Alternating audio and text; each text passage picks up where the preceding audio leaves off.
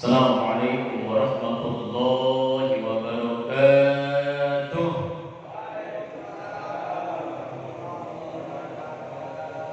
Alhamdulillah syukrulillah amma ba'd.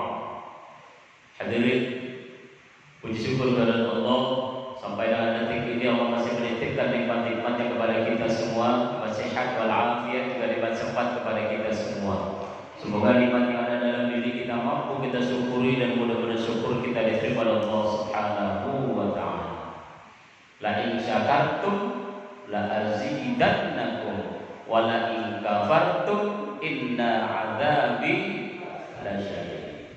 La in syakartum, kalau kita banyak bersyukur kepada Allah, insyaallah Allah akan tambah-tambah nikmat pada kita. Min haitsu la yahtasib, dari yang tidak kita sangka-sangka. Wala in kafartum, dan kalau kita kufur nikmat, tidak mengakui bahwa kehidupan ini adalah nikmat dari Allah, maka azab Allah itu sangat pedih. Mudah-mudahan syukur kita diterima oleh Allah Subhanahu wa taala. Salawat serta salam tercurah kepada habibana wa nabiyyana Muhammadin. Dan mudah-mudahan insyaallah kita semua mendapatkan syafaatul uzma beliau yaumil qiyamah. Hadirin rahimakumullah, di penghujung bulan Muharram tahun 1442.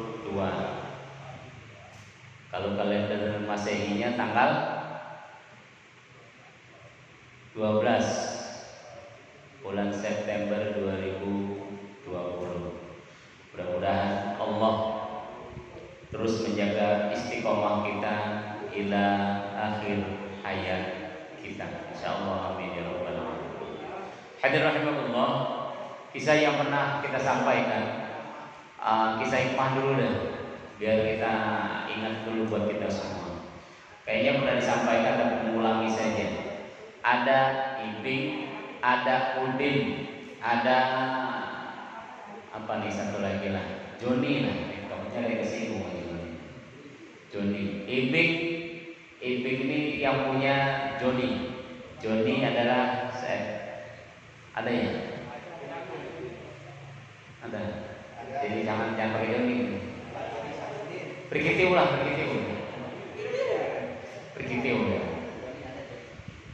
Kalau yang lain si Ibing sama Udin nggak apa-apa lah yang ngomong. Ibing, Udin, berkitiu. Nah, Ibing ini punya kambing namanya berkitiu. Jadi enak ya. Si Ibing punya kambing namanya berkitiu.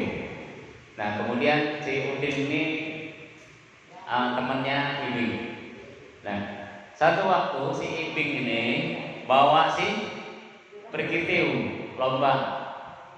Kalau di Garut kan ada tuh lomba apa namanya? Adu domba. Kayaknya Bang Haji Roma dan lagu itu udah main dulu ke Garut baru dia nyanyi. Adu domba. Nah, kemudian jika cerita menang lah nih si berkitiu nih. Menang berkitiu, kemudian Ibing dapat hadiah.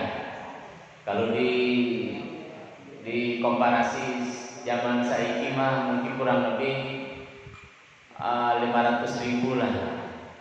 500.000, dan itu dapatnya kayaknya goncapan semua jadi hijau. Nah, kemudian tahu-tahu mungkin saking laparnya nih si berkitiu.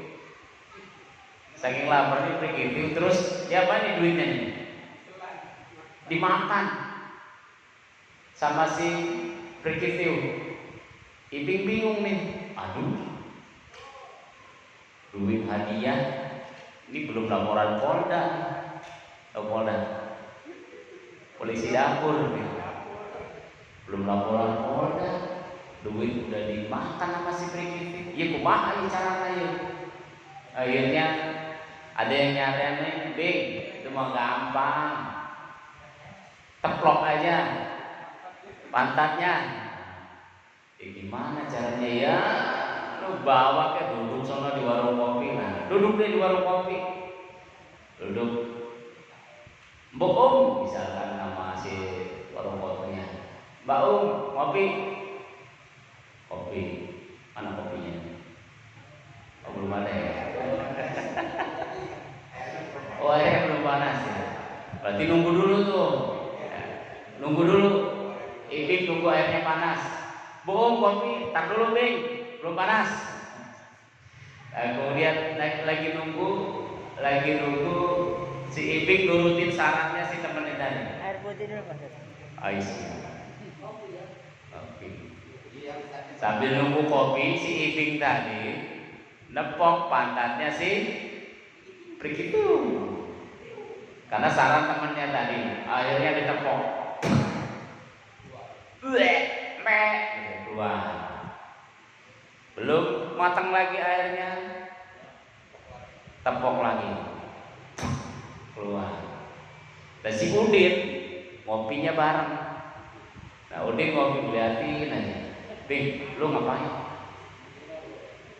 Ini kambing gua tepokin biar keluar duitnya. Tepok lagi. Nah kemudian ketika ngobrol itu, rupanya si Udin ini termotivasi untuk memiliki si Prikitiu. Akhirnya dia bilang, Bing, gua bayar deh kambing lu. Enggak, gua nggak jual. 2 kali lipat deh dari harga pasaran.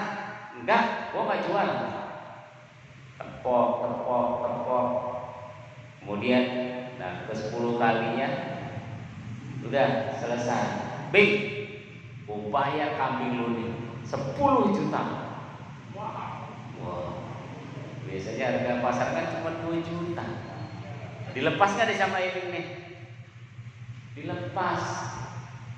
Ya udah nih kalau lo mau, gua nggak salah ya, gua nggak mau, lo yang mau. Bawa nih. Pikiran si Udin, dia pulang.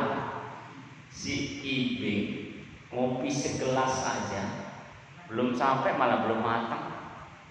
Nungguin kopi matang. Segelas doang.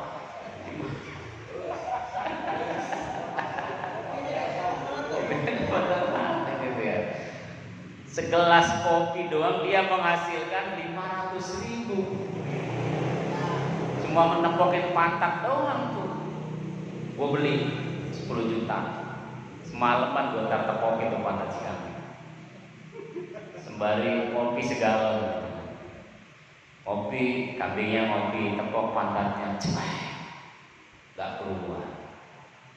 Sampai kopi matang sudah mau habis, gak keluar juga. Sampai tuh semalaman rupanya si Udin ini penasaran seperti yang dilakukan oleh si Ibing. Alhamdulillah beneran. Airnya pada diduluin Pak. Kalau bisa ngopi semua kita ya. Jajal dulu lah.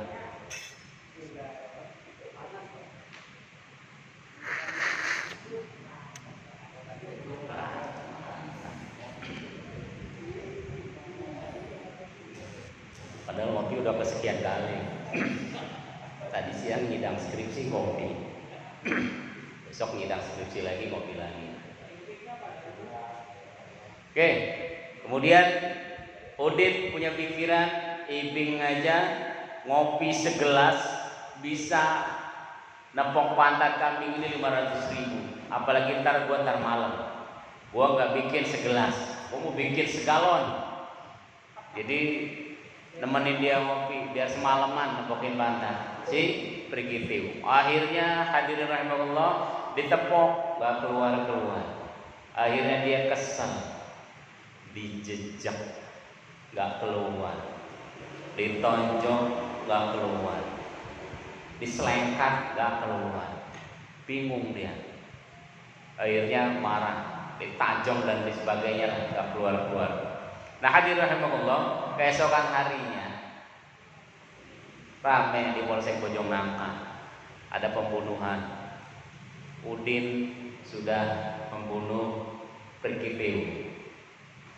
Tanda-tandanya lehernya lebam, kakinya patah, pantatnya bengkak. Karena ditepokin mulu nggak keluar-keluar.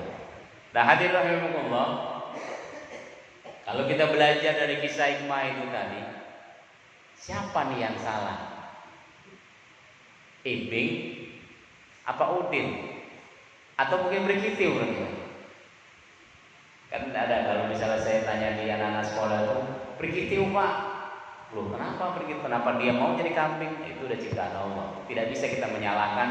Kan kadang-kadang kita ada yang suka menyalahkan, kambing siapa nih? Kambing sialan nih. Tanaman udah baik-baik, jangan nyalain kambing.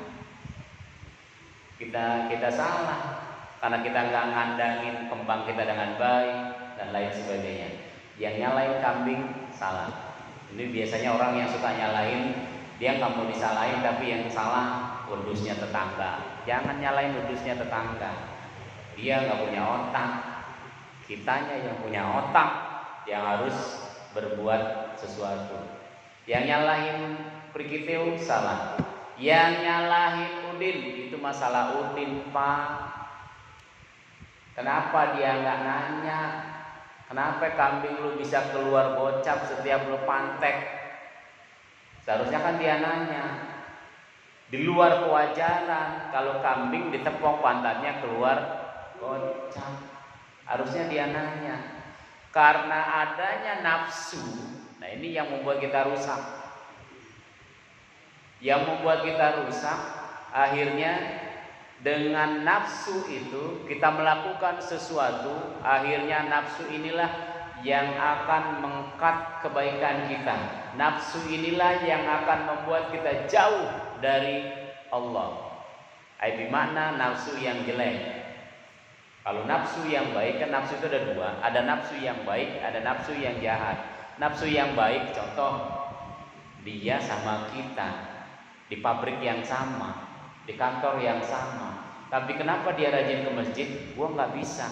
Nah itu kita boleh tuh bernafsu untuk menyaingi dia dalam rangka beribadah, tapi bukan carmuk, bukan cari muka, bukan pengen dialem. Carilah muka di hadapan Allah. Carmuk di hadapan Allah, carmuk di depan teman mempercuma. Dia ngomong di depan baik, enak didengar, tapi di belakang akan berbeda, bisa jadi. Makanya carmuknya kita jangan carmuk di teman, tapi carmuklah di Allah. Kalau kita sudah carmuk di depan Allah, orang melihat nggak melihat bomat, itu bukan urusan dia. Ini urusan aku dan Tuhan. Nah, hadirin rahimakumullah, karena nafsu si Udin tadi membahayakan dirinya. Tapi dari kisah hikmah tadi ada yang lebih berbahaya. Siapa dia? Ibing. Ibing bersalah nggak dalam hal ini? Salah. Kenapa dia bersalah? Karena dia tidak mengatakan. Jangan Din, ini kambing gua mah, kambing nih habis makan duit gua nih. Coba kalau dia sudah mengatakan itu, nggak nawar ngotot-ngotot tuh si Udin, nggak masuk penjara tuh si Udin. Istri anak-anaknya tidak terbengkalai itu si Udin. Kalau si Ibing tadi mengatakan, jangan Din, kambing ini makan duit aku, selesai. Cuma berapa menit itu? Kalau misalkan kita jangan Din, kambing ini makan duit aku. Jangan Din, kambing ini makan duit aku. Cuma 10 detik.